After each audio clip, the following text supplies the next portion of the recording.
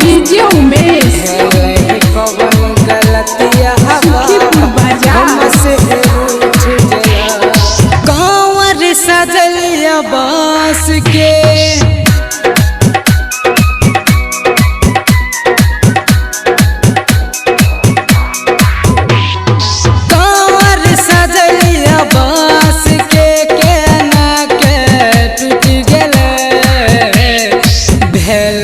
कवन गलतिया बाबा हमसे रूठ गया। भेल ही कवन गलतिया बाबा हमसे रूठ गया। कांवर सजलिया बांस के केना के टूट गया। भेल ही कवन गलतिया बाबा हमसे रूठ गया।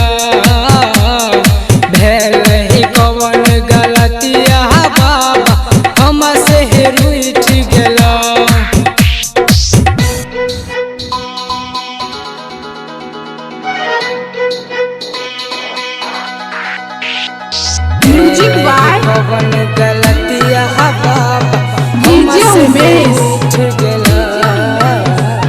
सुखीपुर बाजार कवन गलतिया बाबा हमसे रूठ गया। हमसे रूठ गया। प्यारा बड़ी लगई छ नगरिया तुहर देख के पौआ दर्द करे बाबा सुइया पहाड़ पर चढ़ के। सुइया पहाड़ पर चढ़ के। सुइया पहाड़ पर चढ़ प्यारा बड़ी लगई छ नगरिया तुहर देख के पौआ दर्द करे बाबा सुइया पहाड़ पर चढ़ के। सुइया पहाड़ पर चढ़ के। सुइया पहाड़ पर चढ़ के। बोले बम बोले से बाबा बोले बम बोले से बाबा सब दुखवा मिट गया। भेल है कवन गलतिया बाबा हमसे रूठ गया। भेल है कवन गलतिया बाबा हमसे रूठ गया। भेल है कवन गलतिया बाबा हमसे रूठ गया। भेल है कवन गलतिया बाबा हमसे रूठ गया।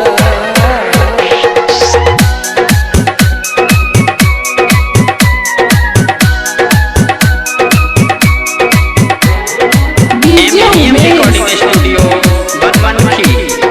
सुखीपुर बाजार अरज ही करई छ तोहसे राइटर आसियाना मोन पूरा कर बाबा कह मनीष दीवाना। कह मनीष दीवाना। कह मनीष दीवाना। हाँ अरज ही करई छ तोहसे राइटर आसियाना मोन पूरा कर बाबा कह मनीष दीवाना। कह मनीष दीवाना। कह मनीष दीवाना।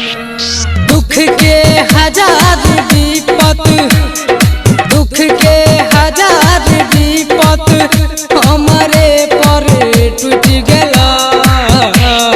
भेल है कवन गलतिया बाबा हमसे रूठ गया। भेल है कवन गलतिया बाबा हमसे रूठ गया। कांवर सजलिया बांस के केना के टूट गया। भेल ही कवन गलतिया